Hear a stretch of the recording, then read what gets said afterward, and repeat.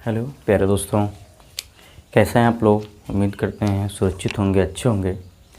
दोस्तों आज हम लोग क्लास 12 के इलेक्ट्रोकेमिस्ट्री विद्युत रसायन में आगे बढ़ते हैं और बात करते हैं आपसे वैद्युत अपघटनी विलयनों का चालकत्व। कि वैद्युत अपघटनी विलयनों का चालकत्व क्या होता है, कैसे वो विद्युत धारा का कंडक्शन करते हैं। तो उसके लिए कुछ छोटी मोटी चीज़ें अपने को पता होनी चाहिए। जैसे कि पहला है कंडक्टर, अर्थात चालक। चालक क्या होता है? जो विद्युत धारा को एक स्थान से दूसरे स्थान लेके जाते हैं उन्हें हम क्या कहते हैं? चालक कहते हैं दोस्तों। जो विद्युत धारा को एक स्थान से दूसरे स्थान तक लेके जाते हैं उन्हें हम क्या कहते हैं दोस्तों? चालक कहते हैं। चालक जो है वो आप देखिए दो तरह से होते हैं। एक तो होते हैं धात्विक चालक, अर्थात जब चालक का काम धातुएं करते हैं, है ना। जैसे यहाँ लोहा है ये, और यहाँ पर विद्युत धारा इलेक्ट्रिक करंट लगाया गया तो तुरंत का तुरंत ये करंट जो है यहाँ पर भी आपको पता चलेगा, है ना। किसी लोहे से आप किसी विद्युत के अपरेटस को टच करो तो तुरंत आपको यहाँ भी मार देगा। तो धात्विक करंट मतलब जब धातुएं करंट का फ्लो करती हैं। अब धातुओं में लोहा, चांदी, सोना, एल्युमिनियम, कापर, है ना। हमारे घरों में देखा जाता है कापर वायर है, एल्युमिनियम वायर है। तो जब धातुएं जो है एक स्थान से दूसरे स्थान तक इलेक्ट्रिक करंट को लेकर जाते हैं तो उन्हें हम धात्विक चालक कहते हैं। और दूसरा होता है आयनिक चालक। आयनिक चालक मतलब जब आयनों के द्वारा विद्युत धारा प्रवाहित की जाती है तो उसे हम क्या कहते हैं दोस्तों? आयनिक चालक कहते हैं। जैसे सोडियम क्लोराइड है, जब ये पानी में घोल दिया जाता है तो सोडियम प्लस और Cl माइनस में विभक्त हो जाता है। सोडियम प्लस और Cl माइनस में दोस्तों विभक्त हो जाता है। इसीलिए अब यह विद्युत धारा का क्या करता है? प्रवाह करने लगता है। विद्युत धारा का प्रवाह करने लगता है। सॉलिड सोडियम क्लोराइड विद्युत धारा का प्रवाह नहीं करता है क्योंकि इसके पास फ्री आयन नहीं होते हैं। परंतु जैसे ही सोडियम क्लोराइड को पानी में डाल दिया जाए, जैसे ही सोडियम क्लोराइड को पानी में डाल दिया जाए या इसको गलित अवस्था में मतलब गर्म करके क्या कर दिया जाए, गला दिया जाए, तो इसके जो आयन हैं वो क्या हो जाते हैं? फ्री हो जाते हैं और मूव करने लगते हैं, जाने लगते हैं। तो इसके कारण से ये क्या होता है? विद्युत धारा का प्रवाह करने लगता है। तो दोस्तों कंडक्टर या चालक क्या है? जो विद्युत धारा को एक स्थान से दूसरे स्थान तक लेके जाते हैं उसे हम चालक कहते हैं। चालक दो तरह से होते हैं, एक धात्विक चालक और दूसरा आयनिक चालक। धात्विक चालक मतलब जब चालकता धातुओं के द्वारा प्रदर्शित की जाती है तो उसे हम धात्विक चालक कहते हैं। इसमें जैसे हमारा क्या हो जाता है? आयरन हमने ले लिया, है ना, कापर ले लिया, एल्युमिनियम ले लिया, सिल्वर ले लिया, गोल्ड ले लिया, ये सब क्या है? धात्विक चालक है क्योंकि ये धातु है। और आयनिक चालक में जैसे NaCl है, KCl है, कापर सल्फेट है, जिंक सल्फेट है, ये सारे जो हैं क्या हैं? आपके आयनिक चालक होते हैं क्योंकि इनमें चालकता आयनों के द्वारा प्रदर्शित की जाती है। तो यहाँ पर स्पेशली देखो बात दोस्तों, वैद्युत अपघटनी विलयनों में चालकत्व का करने वाले हैं तो इन्हीं की बात करेंगे। मतलब आयनों के द्वारा जो वैद्युत अपघट्य होते हैं उसका अर्थ ही होता है कि ऐसे पदार्थ जो जल में जाके आयनों में विभक्त हो जाते हैं। जो जल में जाके आयनों में विभक्त हो जाते हैं उन्हें हम वैद्युत अपघट्य कहते हैं। जो जल में जाके आयनों में विभक्त हो जाते हैं उन्हें हम क्या कहते हैं? वैद्युत अपघट्य कहते हैं।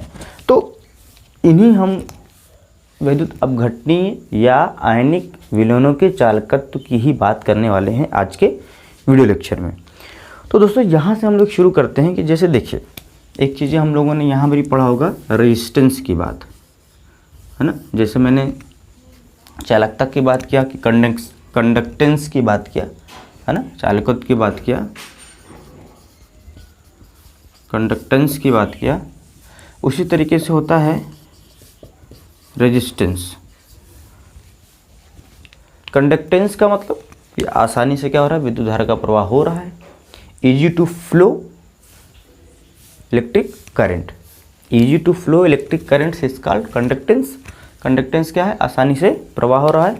कंडक्टेंस को हम C अथवा G से क्या करते हैं, प्रदर्शित करते हैं।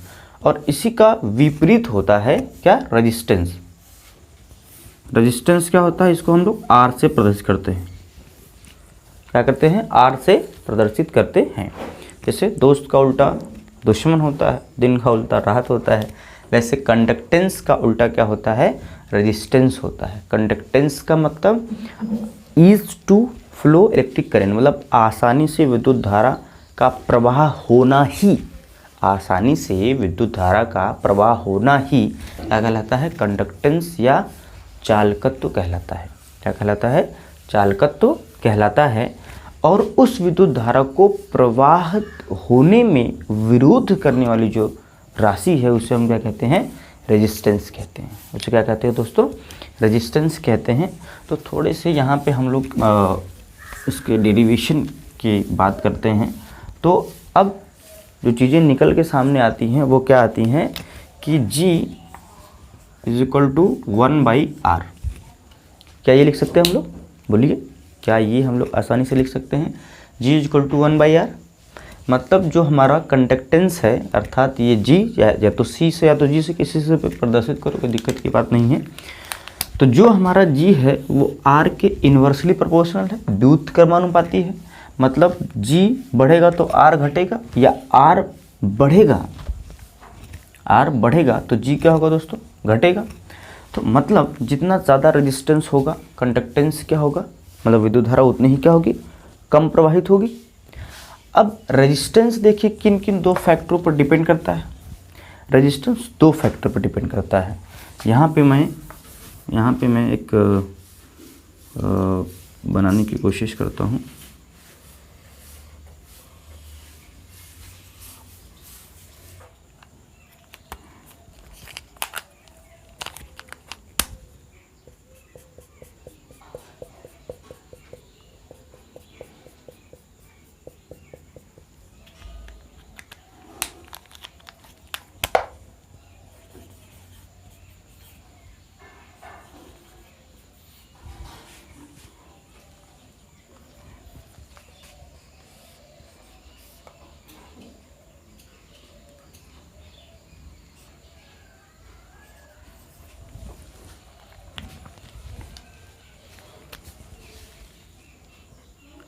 ठीक है दोस्तों, ये हमने आपके लिए एक आपके ही अपरेटस बना दिया है।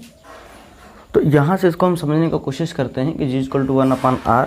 तो रेजिस्टेंस जो होता है वो दो फैक्टर्स पर डिपेंड करता है। तो पहले तो सिंपल बात में आप समझ लीजिए, जैसे हमारे पास दो वायर हैं। एक वायर इतना मोटा है ना, ये जो मार्कर दिख रहा है, मान लीजिए 5 mm का होगा, ये वायर इतना मोटा है। और एक मेरे पास वायर है इतना मोटा, एक वायर इतना मोटा है और एक वायर है मेरे पास इतना मोटा, मार्कर के इतना मोटा। तो व्हाट डू यू थिंक, आप क्या सोचते हो, किस वायर में ज़्यादा विद्युत धारा प्रवाहित होगी, बोलो। सही सोचा आपने कि ये मोटे वाले वायर में ज़्यादा विद्युत धारा प्रवाहित होगी और इसमें क्या होगी, कम विद्युत धारा प्रवाहित होगी। तो इसका जो क्रॉस सेक्शनल एरिया है, ये जो एरिया है ये ज़्यादा है तो विद्युत धारा ज़्यादा प्रवाहित होगी। उसी तरीके से यह एक इलेक्ट्रोड है, अगर इसकी क्रॉस सेक्शनल एरिया है ना, कि जो ये मान लीजिए ये एक इलेक्ट्रोड है, ये इसकी क्रॉस सेक्शनल एरिया हुई, ये A है और ये क्या है, L है। अगर ये ज़्यादा होगा तो विद्युत धारा ज़्यादा प्रवाहित होगी, इसीलिए मोटे तार में ज़्यादा विद्युत धारा प्रवाहित होगी और पतले तार में कम विद्युत धारा प्रवाहित होगी। जैसे एक प्रकार से कह सकते हैं कि एक बड़ा गेट है तो उसमें से ज़्यादा आदमी जा सकते हैं, और एक पतला सा गेट है तो उसमें से कम ही आदमी जा सकते हैं। तो जितने आयन या जितने इलेक्ट्रॉन तेज़ी से प्रवाहित होंगे, जितना ज़्यादा जगह रहेगा उतना ही तो प्रवाहित होंगे। तो कह सकते हैं, हम कह सकते हैं कि रेजिस्टेंस जो है, रेजिस्टेंस मतलब ये क्रॉस सेक्शनल एरिया बढ़ेगा तो रेजिस्टेंस क्या होगा, घटेगा। मतलब क्रॉस सेक्शनल एरिया जब भी बढ़ेगा ये एरिया, क्रॉस सेक्शनल एरिया जब भी बढ़ेगा तो रेजिस्टेंस घटेगा। मतलब उतनी प्रतिरोधकता, या आप कह सकते हैं ये क्या है, ये रुकावट है या प्रतिरोध है, ये क्या है, प्रतिरोध या रुकावट है। लेकिन जितना ज़्यादा हम मोटा तार लेंगे, अर्थात जितना ज़्यादा क्रॉस सेक्शनल एरिया बढ़ेगा, ये रुकावट या प्रतिरोध उतना ही ज़्यादा क्या होगा, घटेगा। क्या होगा, मतलब जो रोक रहा है विद्युत धारा को प्रवाहित होने में, जब हम ज़्यादा एरिया वाला जो है वायर ले लेंगे तो क्या हो जाएगा, ये उतना ही कम हो जाएगा। मतलब विद्युत धारा हमारा आसानी से प्रवाहित होगा। क्यों प्रवाहित होगा, क्योंकि रेजिस्टेंस क्या हो जाएगा, कम हो जाएगा। तो एक तो ये हो गया कि रेजिस्टेंस जो है इन्वर्सली प्रोपोर्शनल है किसके, cross sectional area of electrolytes के, या आप कह सकते हो कंडक्टर के। दूसरा होता है कि ये जो है रेजिस्टेंस डायरेक्टली प्रोपोर्शनल होता है लेंथ के। रेजिस्टेंस डायरेक्टली प्रोपोर्शनल होता है किसके दोस्तों, लेंथ के। मतलब आप सोचो, आपने कभी अनुभव किया होगा कि जितना ज़्यादा लंबा तार रहता है उतनी कम मात्रा में विद्युत धारा अगली जगह पहुंचती है ना। जैसा आप सोचो कि आप डायरेक्ट खंभे से एक बल्ब जोड़ दो, उसकी इंटेंसिटी ज़्यादा रहेगी, और खंभे से आप बहुत दूर क्या लेके जाओ, तार लेके जाओ और वहाँ बल्ब लगाओ, तो वहाँ पर विद्युत धारा कुछ कम मात्रा में पहुँचेगी, तो इंटेंसिटी क्या रहेगी, कम रहेगी। मतलब यूँ कहिए कि जितना ज़्यादा लेंथ बढ़ेगा उतना ही ज़्यादा प्रतिरोध क्या होगा, बढ़ेगा। मतलब जितना ज़्यादा लेंथ उतना ज़्यादा धारा में रुकावट होने के चांसेस। जैसे आप सोचो, यहाँ से यहाँ की तरफ धारा बह रही है ना, यहाँ से यहाँ की तरफ धारा बह रही है। तो उस स्थिति में दोस्तों क्या होगा, ऐसा तो है नहीं कि केवल यही चीज़ें हैं। मान लीजिए एक इलेक्ट्रोलाइटिक सोल्यूशन है यहाँ पे NaCl का, तो यहाँ से ये चल रहा है, मान लीजिए सोडियम चल रहा है, तो बीच में और सोडियम के मॉलिक्यूल आएंगे, है ना। यहाँ से सोडियम चला तो बीच में और सोडियम के मॉलिक्यूल आएंगे, Cl के मॉलिक्यूल इनसे टकराएगा। तो जितना ज़्यादा ये लेंथ रहेगा उतना ज़्यादा विद्युत धारा को प्रवाहित होने में तकलीफ होगा, और कम लेंथ रहेगा तो तकलीफ कम होगा, लेंथ ज़्यादा रहेगा तो तकलीफ ज़्यादा होगा। तो इसीलिए ये लेंथ के क्या है, डायरेक्टली प्रोपोर्शनल कौन, प्रतिरोध। जितना ज़्यादा लेंथ उतना ज़्यादा प्रतिरोध और उतना कम ही विद्युत धारा प्रवाहित होगी। जितना ज़्यादा क्रॉस सेक्शन एरिया उतना कम प्रतिरोध और उतना ज़्यादा विद्युत धारा प्रवाहित होगी। आई होप आप इस बात को समझ पाए होंगे। इन दोनों को अगर हम दोस्तों कंबाइन कर लें, तो लिख सकते हैं आर, मैं यहाँ पे लिख दे रहा हूँ R proportional to L by A. क्या इसको लिख सकता हूँ, R proportional to L by A. इसी चीज़ को प्रोपोर्शनलिटी से कांस्टेंट को हटाते हैं तो लिख सकते हैं इसको हम लोग R is equal to rho L by A, R is equal to rho L by A. यहाँ पर जो रो है, यहाँ पर जो हमारा रो होता है इसको हम प्रतिरोधकता कहते हैं, प्रतिरोधकता कहते हैं। इसे क्या कहते हैं, प्रतिरोधकता या विशिष्ट प्रतिरोध।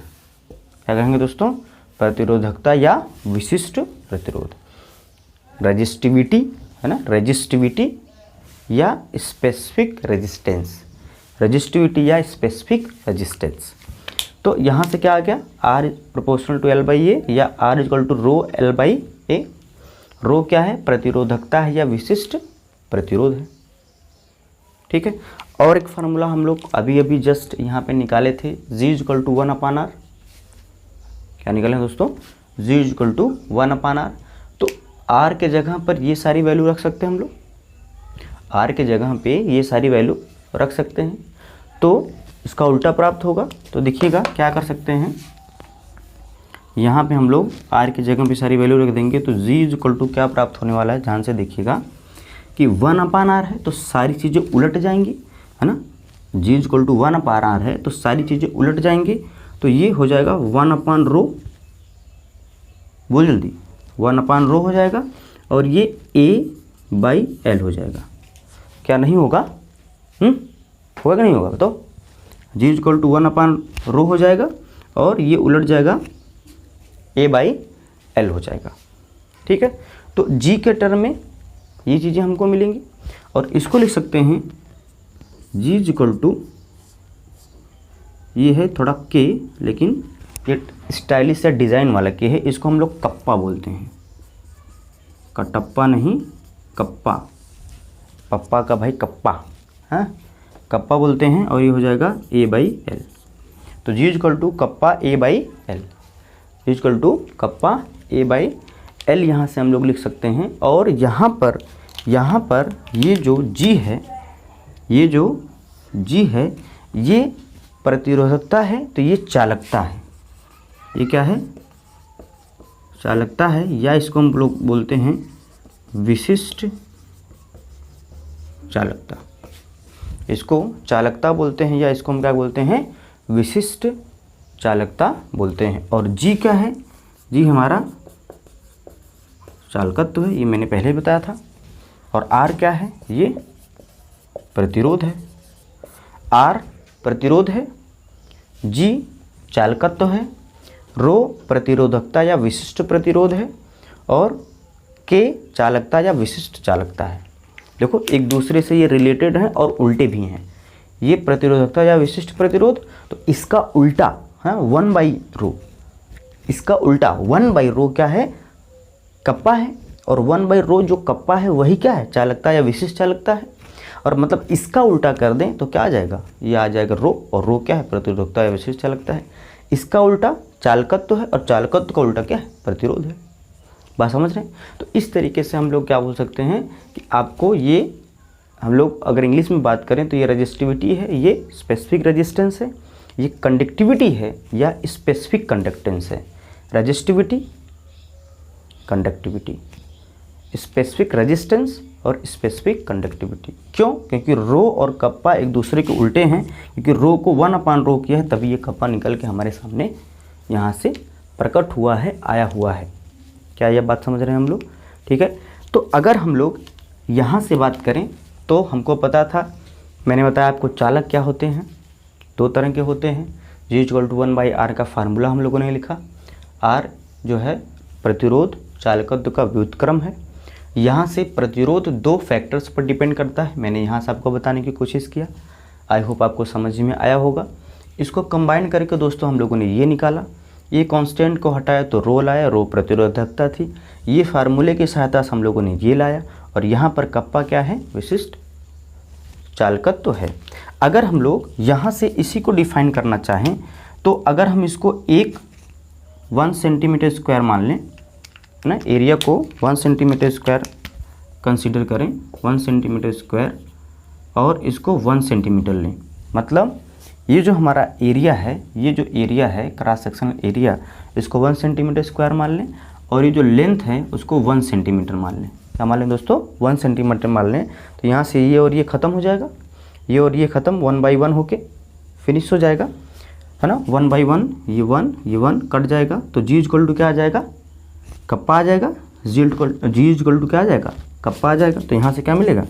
जी इक्वल टू कप्पा।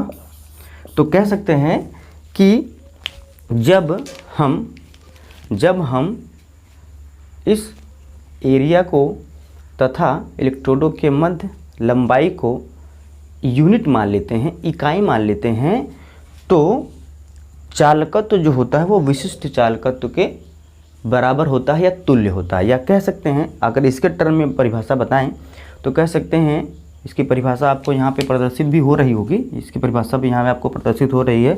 तो सिंपल सी भाषा में क्या कह सकते हैं कि विशिष्ट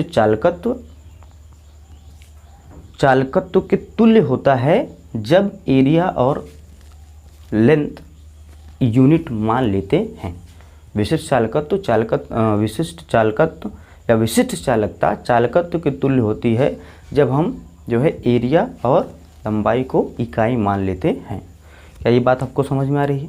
ये चीज़ें क्लियर हो पा रही हैं कि किस तरीके से हम लोग यहाँ तक पहुँचे हैं। अब अगर हम लोग इसके यूनिट्स की बात करें, है ना, इसकी यूनिट्स की बात करें, और उससे पहले कुछ चीज़ें मैं यहाँ पे आपको बताऊँ कि ये क्या है, चालकता है या विशिष्ट चालकता है। किसी भी पदार्थ की, किसी भी एटम की, किसी भी आयन की, ये वैल्यू हम लोग मेज़रमेंट कर सकते हैं एक्सपेरिमेंटली, और ये वैल्यू जिसकी ज़्यादा आएगी, क्योंकि ये चालकत्व को डायरेक्टली प्रोपोर्शनल भी है, ये वैल्यू जितनी ज़्यादा आएगी वह मटेरियल उतना ही ज़्यादा इलेक्ट्रिक करंट अपने आप से प्रवाहित करेगा। जैसे यहाँ पर मैं कुछ लिखूँ तो मेरे पास क्या है, सोडियम है, कॉपर है ना, सिल्वर है, एल्युमिनियम है, गोल्ड है। इनकी क्या होती है, इस कप्पा की कुछ न कुछ क्या होती है दोस्तों, वैल्यू होती है। इसकी भी क्या होती है, कुछ न कुछ क्या होती है, वैल्यू होती है। जैसे इसका 2.1, 5.9, 6.9 और 4.2, इसका भी होता है 5.2, और सबके घात क्या होता है 10 to power 3, 10 to the power 3, 10 to the power 3, 10 to the power 3। तो इससे आपको क्या समझ में आएगा, ये कप्पा की वैल्यूज़ हैं। कप्पा की क्या है, ये वैल्यूज़ हैं। कप्पा की क्या है, ये वैल्यूज़ है दोस्तों। और यहाँ से हम लोगों को ये मिलती है कि सबसे ज़्यादा जो वैल्यू है वो सिल्वर के लिए है।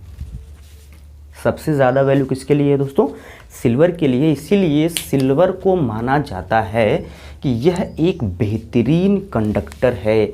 आसानी से सिल्वर का तार लगा दिया तो यहाँ से यहाँ तक बिजली बहुत तेज़ी से जाएगी। क्यों, क्योंकि इसकी कप्पा की वैल्यू सबसे ज़्यादा है, क्योंकि विशिष्ट चालकता अर्थात चालकता की वैल्यू सबसे ज़्यादा है और बिजली बहुत तेज़ी से प्रवाहित होगी। तो अगर हमारे खम्भे में हमारे क्या लग जाएं, सिल्वर के सारे वायर लग जाएं, तो जो पोटेंशियल आएगा, जो विद्युत धारा आएगी वो बहुत ज़्यादा आएगी। लेकिन यहाँ पे तो चोरी होने का भी खतरा रहेगा कि रातों रात क्या हो जाएगा, वायर किसी ने चढ़ के काट के घर लेके चले गए। तो इसीलिए हम लोग एल्युमिनियम या कॉपर का यूज़ करते हैं, जो कि इतना कॉस्टली नहीं है ना। सिल्वर को इसलिए मैंने अभी बताया चोरी वोरी की कहानी, क्योंकि ये कॉस्टली है तो अच्छी चीज़, लेकिन क्या है, कॉस्टली है। और जानते भी हैं जो चीज़ अच्छी है वो महंगी है, जो चीज़ अच्छी है वो क्या है, महंगी है। अगर हम लोग वाटर की कंडक्शन की बात करें, प्योर वाटर लें, तो प्योर वाटर का कंडक्टेंस क्या होता है, बहुत ही कम होता है ना। प्योर वाटर का कंडक्टेंस जो होता है वो 3.5 × 10⁻⁵ होता है। सोचिए कि बिल्कुल कंडक्टेंस होता ही नहीं प्योर वाटर में, 3.5 × 10⁻⁵। लेकिन अगर इसमें हम 0.1 HCl ले लें, थोड़ा सा क्या कर दें, 0.1 मोलर HCl मिला दें, तो इसका कंडक्टेंस 3.91 हो जाता है।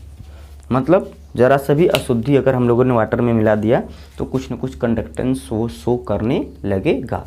जबकि प्योर वाटर अगर है तो उसका कंडक्टेंस क्या होता है, बिल्कुल नगण्य होता है। आप कह सकते हो बहुत ज़ीरो होता है, आप मतलब नगण्य होता है या ज़ीरो होता है।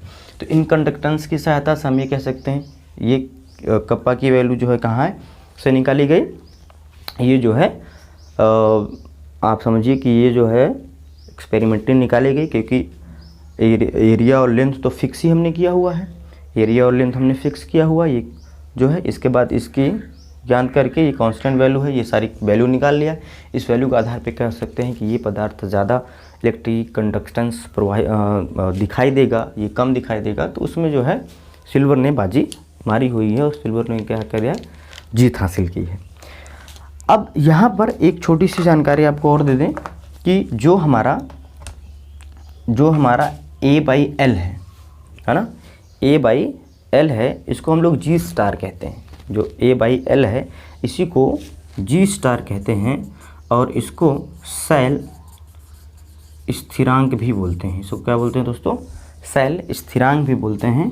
तो यहाँ पे हम लोग लिख सकते हैं G = कप्पा G स्टार, या G स्टार इधर आ जाएगा है ना, G स्टार इधर आ जाएगा तो भी वही बात बनेगी। तो G स्टार क्या है, A/L, A/L क्या है, G स्टार है, और इसको हम लोग शैल स्थिरांक बोलते हैं। अगर दोस्तों इनके हम लोग मात्रक की बात कर लें है ना, इनके मात्रक की बात कर लें, जैसे इसके मात्रक की बात करें ए की, तो आपको पता है ये सेंटीमीटर स्क्वायर होगा, बहुत पहले से हम लोग जानते हैं एरिया लंबाई गुणे चौड़ाई तो सेंटीमीटर स्क्वायर होगा। एल की बात करें तो ये अगर सेंटीमीटर में लेते हैं तो ये क्या होगा, केवल और केवल सेंटीमीटर होगा। लेंथ की बात करें है ना, एक ही डायमेंशन है तो क्या होगा, सेंटीमीटर होगा। आर की बात करें है ना, प्रतिरोध, आर की बात करें क्या, प्रतिरोध, और इसका जो होता है वो ओम होता है। क्या होता है दोस्तों, ओम होता है। इसकी यूनिट की बात करें तो 1/r मतलब 1/ओम, तो ओम इनवर्स हो जाएगा। जी की बात करें तो ओम इनवर्स, या इसको HMO लिखते हैं, महो, है ना, क्या लिखते हैं, महो, MHO उल्टा, क्योंकि ये इसका उल्टा है इसलिए इसका मात्रक भी क्या हो जाए, इसका उल्टा हो जाए। कभी कभी इसको हम लोग सीमेंस भी लिखते हैं, है ना, सीमेंस, तो यहाँ पे ये क्या हो जाएगा, सीमेंस इनवर्स, है ना, ये ओम होता है या सीमेंस होता है, तो जी की वैल्यू ओम इनवर्स या महो या सीमेंस इनवर्स हो सकती है, किसकी, जी की वैल्यू, जी का मात्रक आप यूँ कह सकते हो, जी का मात्रक इस तरीके से आपको देखने के लिए मिल सकता है। अब रो की मात्रक की बात करें है ना, रो, तो रो कहाँ है, ये रहा रो।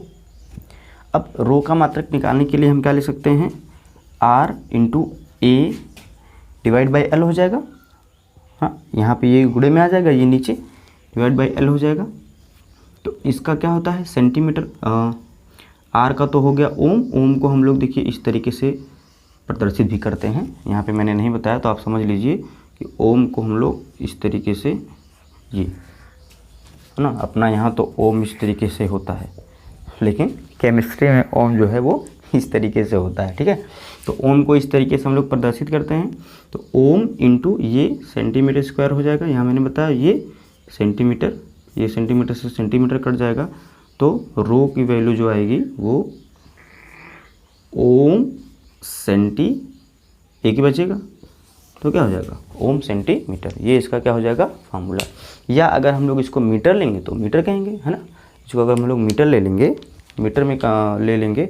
अच्छा, SI यूनिट की बात कर रहे हैं, SI यूनिट की बात करेंगे तो हम सारे को क्या लेंगे, मीटर में ही लेंगे। तो हम यहाँ पे मीटर की बात करें तो क्योंकि SI यूनिट में जो है वो हम लोग मीटर ही कंसिडर करते हैं और सारे की SI यूनिट की ही बात कर रहे हैं, तो आप मीटर ले लीजिए, है ना, ये हो जाएगा मीटर स्क्वायर और ये हो जाएगा मीटर, ठीक है।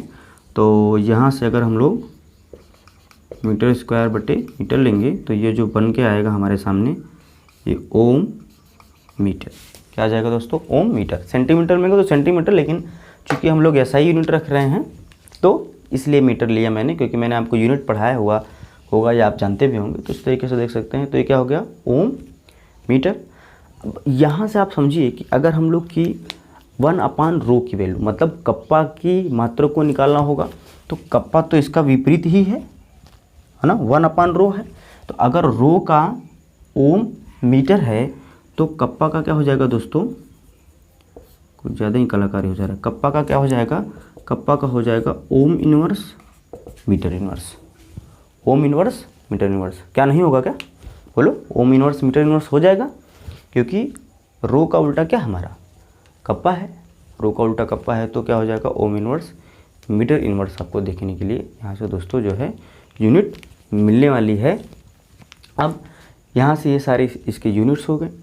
मैंने आपको बताया कि ये वैल्यूज़ जो हैं वो किस तरीके से हमको क्या करती हैं, प्रभावित करती हैं कि इसकी वैल्यू कितनी है, तो ये कितना जो है हमारा देखने को मिलेगा कि किसकी कंडक्टिविटी या विशिष्ट चालक क्या है।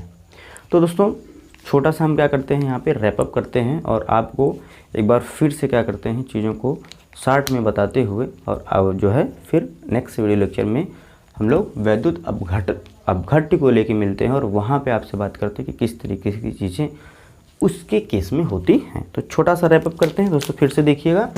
फिर से मैंने क्या आपको बताया कि G = 1/R होता है, मतलब जो कंडक्टेंस है वो R के व्युत्क्रम होता है। R इन दो फैक्टर्स पर डिपेंड करता है और इन दोनों फैक्टर को कंबाइन करके ये चीज़ें बनी, है ना। और यहाँ से यहाँ कोई जो आयन है वो जा रहा है तो बीच में तमाम ऑब्स्टिकल्स मिलेंगे, प्रॉब्लम्स आएंगी। तो लंबाई जितनी ज़्यादा होगी प्रॉब्लम उतनी ज़्यादा होगी, मतलब प्रतिरोध क्या होगा उतना ज़्यादा होगा। तो इस चीज़ लिए बना, एरिया ज़्यादा होगा, मोटा होगा तो प्रतिरोध उतना कम होगा, इसलिए इन्वर्सली प्रोपोर्शनल बना। यहाँ से ये मिला रो आ गया है ना, रो एक कांस्टेंट, तो प्रतिरोधकता या विशिष्ट प्रतिरोध हुआ। तो जी के टर्म में इसको लिखा तो ये लिख दिया। यहाँ पर जो 1/रो को हमने क्या कहा, कप्पा बोला, और कप्पा चालकत्व या विशिष्ट चालकत्व है। कप्पा को परिभाषित हम लोगों ने किया, बोला कि जब इसको 1 और 1 मान लेते हैं तो ये इसके बराबर हो जाता है।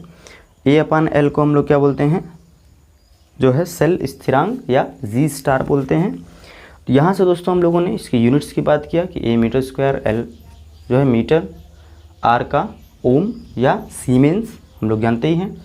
G का क्या हो जाएगा, ओम इनवर्स या महो या सीमेंस इनवर्स। रो की वैल्यू हो जाएगी ओम मीटर, रो की वैल्यू।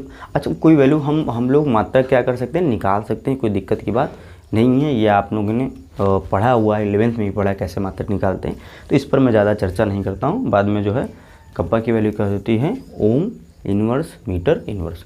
तो इस तरह से हम लोग आसानी से क्या कर सकते हैं दोस्तों, सबके मात्रक निकाल सकते हैं। अब हम लोग नेक्स्ट वीडियो लेक्चर में बात करेंगे मोलर चालकता, इसके बाद जो है इक्विवेलेंट कंडक्टेंस, अर्थात जो है कि चालकता को प्रभावित करने वाले कारक, मोलर चालकता, मोलर कंडक्टेंस, इक्विवेलेंट कंडक्टेंस, और कंडक्टेंस मतलब जो हमारे इलेक्ट्रोलाइट्स हैं उस पर क्या क्या फैक्टर हैं, चार्ज या कंसंट्रेशन या टेम्परेचर किस तरीके से इम्पैक्ट करते हैं, उस पर बात करेंगे।